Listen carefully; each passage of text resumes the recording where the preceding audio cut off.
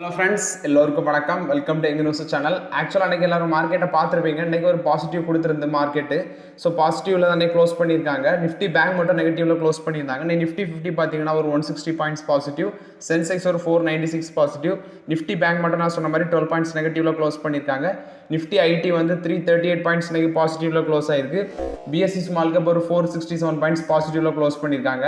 After that இன்னைக்கு FIs எவ்வளோ விற்றுருக்காங்கன்னா 3689 கோடிக்கு எஃப்ஐஎஸ் விற்றுருக்காங்க. டேஸ் 2638 கோடிக்கு டேஸ் வாங்கியிருக்காங்க. ஸோ எஃப்ஐஎஸ் நேற்று கம்பேர் பண்ணும்போது அவங்களோட செல்லிங் வந்து ரொம்ப கம்மியாக தான் இருக்குது. அதாவது நேற்று 9000 கோடி விற்றுருந்தாங்க, இன்றைக்கி ஒரு 3000 கோடி தான் செல் பண்ணியிருக்காங்க. ஸோ டிஎஸ் வழக்கம் மட்டும் வாங்கியிருக்காங்க. இது வந்து எஃப்ஐஎஸ் டிஎஸ் டேட்டா. ஆக்சுவலாக நாளைக்கு சாட்டர்டே, ஸோ நிறைய பேர் மார்க்கெட் லீவுன்னு இருப்பீங்க. ஸோ நாளைக்கு வந்து மார்க்கெட் உண்டு. ஆமாங்க, அது வந்து டிசாஸ்டர் ரிகவரி சைட்டுன்னு சொல்கிறாங்க. நாளைக்கு வந்து 2 ட்ரேடிங் செஷன் வச்சு நடத்துகிறாங்க. ஒன்று வந்து 9:15 to 10 AM, அதாவது 9:15 10 மணி வரைக்கும் நடக்கும் காலையில் ஃபர்ஸ்ட் செஷன். செகண்ட் செஷன் பார்த்தீங்கன்னா 11:30 12:30 வரைக்கும் நடக்கும் அப்படின்னு சொல்லியிருக்காங்க. இது வந்து பிஎஸ்சி அண்ட் என்எஸ்சி போத்துலேயும் லைவ் செஷன் ட்ரேடிங் செஷன் நடக்கும் அப்படின்னு சொல்லியிருக்காங்க. ஸோ அன்னைக்கு, அதாவது நாளைக்கு ஜனவரி 20 பார்த்தீங்கன்னா நீங்கள் ஸ்டாக் வாங்கலாம், பட் விற்க முடியாது அன்னைக்கு. ஸோ இது வந்து பிஎஸ்சி அண்ட் என்எஸ்சிலேருந்து வந்து அப்டேட்டு. நாளைக்கு 2 ட்ரேடிங் லைவ் செஷன் நடக்குது. 9:15 to 10, அடுத்தது 11:30 to 12:30. இந்த 2 செஷன் நடக்குது நாளைக்கு மார்க்கெட் ஓப்பன் ஆகும். இது வந்து stock market update. Next HDFC bank 2 நாளாக போட்டு துவச்சி எடுத்தாங்க. ஸோ நொங்க எடுத்தாங்க. ஸோ இப்போ இன்னைக்கு பார்த்தீங்கன்னா நான் மார்க்கெட் ஓப்பன் பண்ணும்போது பாசிட்டிவில் ட்ரேட் ஆகிட்டு இருந்த ஸ்டாக்கு நெக்ஸ்ட்டு எண்டிங்கில் வந்து ஒரு 1% அடிச்சு தான் க்ளோஸ் பண்ணியிருக்காங்க நம்ம ஹெச்டிஎஃப்சி பேங்க். இன்னைக்கு ஒரு முக்கியமான கம்பெனி Q3 ரிசல்ட்ஸ் அனௌன்ஸ் பண்ணியிருக்காங்க. ஆமாங்க, Reliance industries Q3 results announce பண்ணியிருக்காங்க. வாங்க தான் பார்க்கலாம். இன்னைக்கு ஷேர் ப்ரைஸ் பார்த்தீங்கன்னா இந்த Q3 ரிசல்ட்ஸ் இன்னைக்கு வந்துச்சு. அந்த அப்டேட்னாலே இன்னைக்கு ஷேர் ப்ரைஸ் வெறும் 50 பைசா தான் பாசிட்டிவ்ல ட்ரேட் ஆகிட்டு இருந்துச்சு. ஸோ ரிசல்ட்ஸை பார்க்கலாம். பார்த்தீங்கன்னா அவங்க நெட் ப்ராஃபிட் 19,641 கோடி பண்ணியிருக்காங்க. நெட் ப்ராஃபிட் 19,641 கோடி, 10.9%, அதாவது அப்ராக்சிமேட்டாக 11% இயர் ஆன் இயர் இன்க்ரீஸ் ஆயிருக்கு. அவங்களோட எபிட்டா பார்த்தீங்கன்னா 44,678 கோடியாட்டு இருக்குது, 16.7% இயர் ஆன் இயர் இன்க்ரீஸ் ஆயிருக்கு. நெக்ஸ்ட் அவங்களோட ரெவன்யூ, அதாவது ரெவன்யூ ஃப்ரம் ஆப்ரேஷன் பார்த்தீங்கன்னா 2,48,160 கோடி பண்ணியிருக்காங்க. இது ஒரு 3.2% இயர் ஆன் இயர் இன்க்ரீஸ் ஆயிருக்கு. இது ரிலையன்ஸ் இண்டஸ்ட்ரீஸோட அக்ராஸ் ஆல் பிஸ்னஸோட அப்டேட் பார்க்கலாம். அப்டேட் நான் சொல்லியிருக்கேன். நெக்ஸ்ட் நம்ம இப்போ அவங்களோட ரீட்டைல் செக்மெண்ட்ஸ் ப்ளஸ் வந்து ஜியோ, அதாவது ரிலையன்ஸோட ஜியோ பிஸ்னஸ் எவ்வளோ ப்ராஃபிட் வந்துருக்கு பார்க்கலாம். ஸோ அவங்களோட ரீட்டைல் செக்மெண்ட்ஸில் ப்ராஃபிட், நெட் ப்ராஃபிட் 32% இன்க்ரீஸ் ஆயிருக்கு, 3,165 கோடி பண்ணியிருக்காங்க.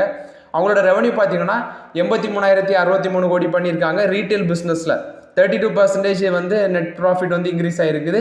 ரெண்டாவது ரெவன்யூ பார்த்தீங்கன்னா 22.8% இயர் ஆன் இயர் இன்க்ரீஸ் ஆயிருக்குது. ரீட்டைல் பிஸ்னஸ் அவங்களோட grocery, electronic business, consumer items இதெல்லாமே அவங்களோட ரீட்டைல் செக்மெண்ட்ஸில் வரும். நெக்ஸ்ட் ரிலையன்ஸ் ஜியோ பார்த்தீங்கன்னா 5,208 கோடி ப்ராஃபிட் பண்ணியிருக்காங்க. Net profit 12.3% year on year increase ஆயிருக்கு. அதுலேருந்து ரெவன்யூ எவ்வளோ கிடச்சிருக்குன்னா 25,368 கோடி ரெவன்யூ பண்ணியிருக்காங்க. நியர்லி ஒரு 11% இயர் ஆன் இயர் இன்க்ரீஸ் ஆயிருக்கு. 10.3% இன்க்ரீஸ் ஆயிருக்கு. அப்ராக்சிமேட்டாக 11% இன்க்ரீஸ் ஆயிருக்கு அவங்களோட ரெவன்யூ.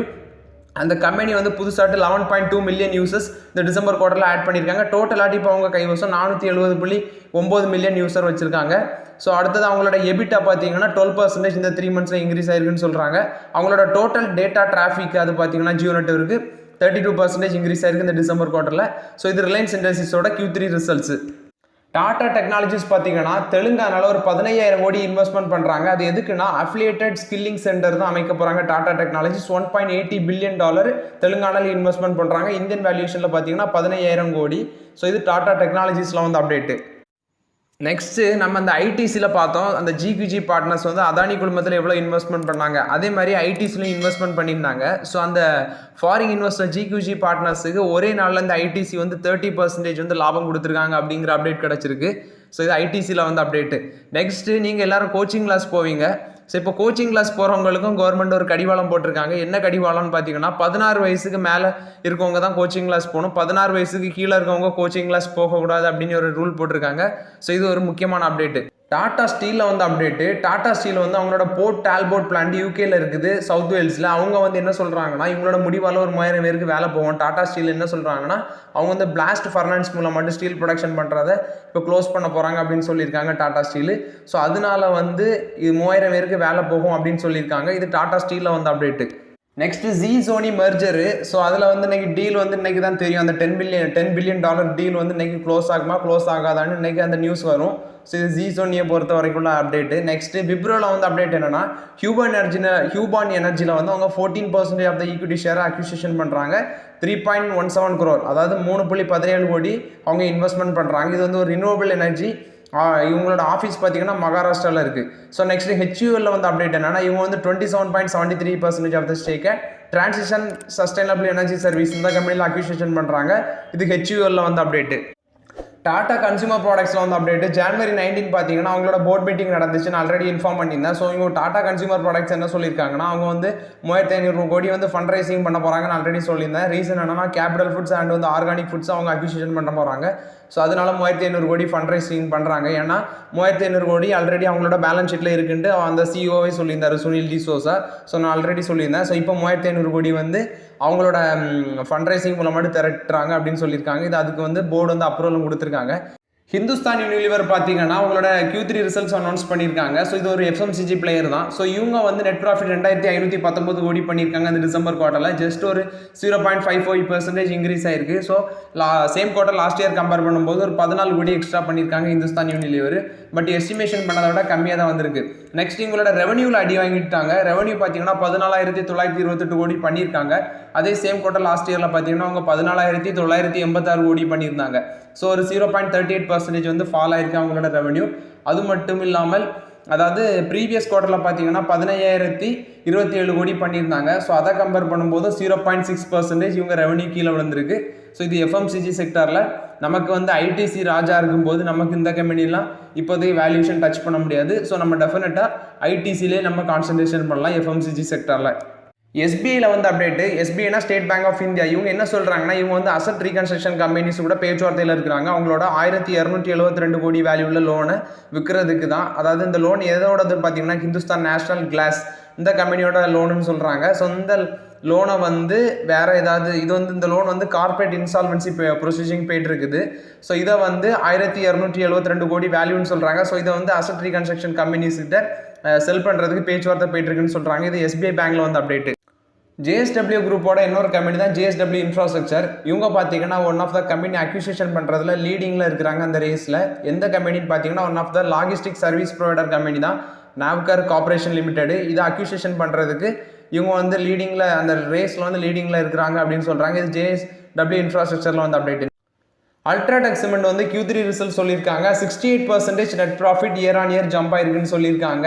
1777 கோடி பண்ணியிருக்காங்க. அவங்களோட நெட் சேல்ஸ் பார்த்தீங்கன்னா 8% இயர் ஆன் இயர் இன்க்ரீஸ் ஆயிருக்கு. 16,487 கோடி பண்ணியிருக்காங்க. ஸோ இது பார்த்தீங்கன்னா சேம் குவார்ட்டர் லாஸ்ட் இயரில் 15,299 கோடி பண்ணியிருந்தாங்க அல்ட்ராடெக் சிமெண்ட்ஸு. இது அல்ட்ராடெக் சிமெண்ட்ஸோட Q3 ரிசல்ட்ஸ். அவங்களோட சேல்ஸ் வால்யூம் பார்த்தீங்கன்னா 5% இன்க்ரீஸ் ஆயிருக்கு அப்படின்னு சொல்கிறாங்க. 1% குவார்டர்லி அண்ட் குவார்டர்லி இன்க்ரீஸ் ஆயிருக்கு. 5% இயர் ஆன் இயர் இன்க்ரீஸ் ஆயிருக்கு அப்படின்னு சொல்லியிருக்காங்க. இது அல்ட்ராடெக் சிமெண்ட்ல வந்து அப்டேட். அவங்களோட EBITDA மார்ஜினும் இன்க்ரீஸ் ஆயிருக்கு அப்படின்னு சொல்லியிருக்காங்க. இது அல்ட்ராடெக் சிமெண்ட்ஸோட Q3 ரிசல்ட்ஸ். டாடா குழுமத்தில் வந்து அப்டேட்டு. டாடா குழுமத்தோட ஓன்டு ஏர் இந்தியா தான் உங்களுக்கு தெரியும். அவங்க ரீசெண்டாக வாங்கினாங்க ஏர் இந்தியாவை. ஸோ அது வந்து டாடா ஒன் பிராண்டு தான். ஸோ அந்த ஏரோப்ளைன் பிஸ்னஸ். ஸோ அதை வந்து இப்போ அவங்க என்ன சொல்கிறாங்கன்னா இவங்க வந்து ஏஷியாவில் one of the biggest training academy குருகிராமில் அமைக்க போகிறாங்க அப்படின்னு சொல்கிறாங்க. இது மூலம் மட்டும் 50,000 ப்ரொஃபஷனலுக்கு ட்ரைனிங் கொடுக்கலாம் அப்படின்னு சொல்கிறாங்க. இது டாடா குழுமத்தில் வந்து update. Next public sector lender அதாவது சென்ட்ரல் பேங்க் ஆஃப் இந்தியா வந்து அவங்களோட Q3 ரிசல்ட்ஸ் அனௌன்ஸ் பண்ணியிருக்காங்க. நெட் ப்ராஃபிட் பார்த்தீங்கன்னா 717 கோடி பண்ணியிருக்காங்க.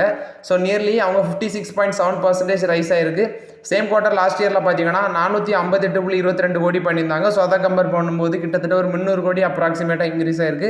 இவங்களோட கிராஸ் நான் பெர்ஃபார்மிங் அசட்ஸ் பார்த்தீங்கன்னா 4.50% ஆட் இருக்குது. அவங்களோட கிராஸ் நான் பெர்ஃபார்மிங் அசட்ஸ் 8.85%லேருந்து இப்போ 4.50% ஆட் இருக்குது. ஸோ அவங்களோட நெட் NPA பார்த்தீங்கன்னா 1.27% இருக்குது. 2.9%லேருந்து இப்போ 1.27% இருக்குது. இது bank of India central bank of India வந்து அவங்களோட Q3 ரிசல்ட்ஸ் அனௌன்ஸ் பண்ணியிருக்காங்க. அதில் உள்ள அப்டேட்டு. ஹிந்துஸ்தான் ஜிங்க் பார்த்தீங்கன்னா Q3 ரிசல்ட்ஸ் அனௌன்ஸ் பண்ணியிருக்காங்க. வேதாந்தா குரூப்போட கம்பெனி தான் அந்த ஹிந்துஸ்தான் ஜிங்க். இவங்க நெட் ப்ராஃபிட் வந்து 2028 கோடி பண்ணியிருக்காங்க. 5.9% இயர் ஆன் இயர் கீழே விழுந்திருக்குது. 6% அப்ராக்சிமேட்டாக வச்சுக்கலாம். ஸோ எங்களோட ரெவன்யூ ஃப்ரம் ஆப்ரேஷன் 7067 கோடி பண்ணியிருக்காங்க இந்த டிசம்பர் குவார்ட்டரில். 7.4% கீழே விழுந்திருக்குது. அதாவது சேம் குவார்ட்டர் லாஸ்ட் இயரில் 7628 கோடி பண்ணியிருந்தாங்க இயர் ஆன் இயர் பேசிஸில். ஸோ அதை கம்பேர் பண்ணும்போது கீழே தான் விழுந்திருக்குது. ஆனால் குவார்டர் அண்ட் குவார்ட்டர்னா இதுக்கு முந்தின குவார்ட்டரில் பார்த்தீங்கன்னா அதை கம்பேர் பண்ணும்போது 8% ரெவன்யூ ஹையர் ஆயிருக்கு, இன்க்ரீஸ் தான் ஆயிருக்கு அப்படின்னு சொல்லியிருக்காங்க. இது வேதாந்தா குழுமத்தோட ஹிந்துஸ்தான் ஜிங்கில் வந்து அப்டேட்டு. இன்னைக்கு மணப்புரம் ஃபினான்ஸ் ஷேர் எல்லாரும் பார்த்துருப்பீங்க. 5% மேலே ட்ரேட் ஆகிருந்துச்சு. 5% மேலே பாசிட்டிவ்ல தான் க்ளோஸ் பண்ணியிருந்தாங்க. ஆக்சுவலாக அன்னைக்கு HDFC பேங்க்குக்கு மறுநாடி விழும்போது இந்த ஷேருக்கு மறுநாடி விழுந்திருந்து நியர்லி ஒரு 167 அந்த ரேஞ்ச் வரைக்கும் வந்தாங்க. ஸோ அந்த ரேஞ்சில் நம்ம பிக் பண்ணியிருக்கலாம். நான் அன்னைக்கு அப்டேட் கொடுத்துருந்தேன். முத்தூட் ஃபினான்ஸும் இந்த மணப்புரம் ஃபினான்ஸும் நல்ல ஸ்டாக்கு அப்டேட் இது வாங்கலாம் அப்படின்னு சொல்லியிருந்தேன். ஸோ நெக்ஸ்ட் வந்து அப்டேட் பார்த்தீங்கன்னா இன்ஃபோசிஸ் இன்னைக்கு வந்து 1 இயர் ஹையை டச் பண்ணியிருக்காங்க இன்ஃபோசிஸ். ஸோ இன்ஃபோசிஸில் இது ஒரு பாசிட்டிவ் நியூஸாக பார்க்கலாம். ஆனால் அவங்களோட ரிசல்ட்ஸ் வந்து எதிர்பார்த்த அளவு இல்லை. அதனால் அந்த ஷேர் ப்ரைஸ் மேலே போகுது. ஸோ நம்ம வந்து கொஞ்சம் பொறுமையாக இருப்போம் இன்ஃபோசிஸை பொறுத்த வரைக்கும். Next Tamil Nadu mercantile bank. So அங்கே வந்து யூனியன் ப்ராப்ளம் இருக்குது 2 யூனியன் கடையில். ஸோ பார்ஷியல் இப்போ ஒரு யூனியனில் ஒரு அமௌண்ட் ஆஃப் ஷேர் இருக்குது, இன்னொரு யூனியன்கிட்ட கொஞ்சம் அமௌண்ட் ஆஃப் ஷேர் இருக்குது. ஸோ இப்போ யார் பெரிய ஆளுங்க அடி நடக்குது தமிழ்நாடு மெர்கண்டைல் பேங்குக்குள்ளே யூனியன் பிரச்சனை நடக்குது. ஸோ அந்த பிரச்சனை முடிய வரைக்கும் அந்த ஷேர் ப்ரைஸ் இப்படி தான் 500 550 அந்த ரேஞ்சிலே கிடந்து கறங்கிட்டு இருக்குது. ஸோ இந்த பேங்க் ஸ்டாக்ல வந்து அப்டேட் என்னன்னா அவங்க ஜனவரி 22 ரிசல்ட்ஸ் அனௌன்ஸ் பண்ண போகிறாங்க இந்த தமிழ்நாடு மெர்கண்டைல் பேங்க் அப்படின்னு சொல்லியிருக்காங்க.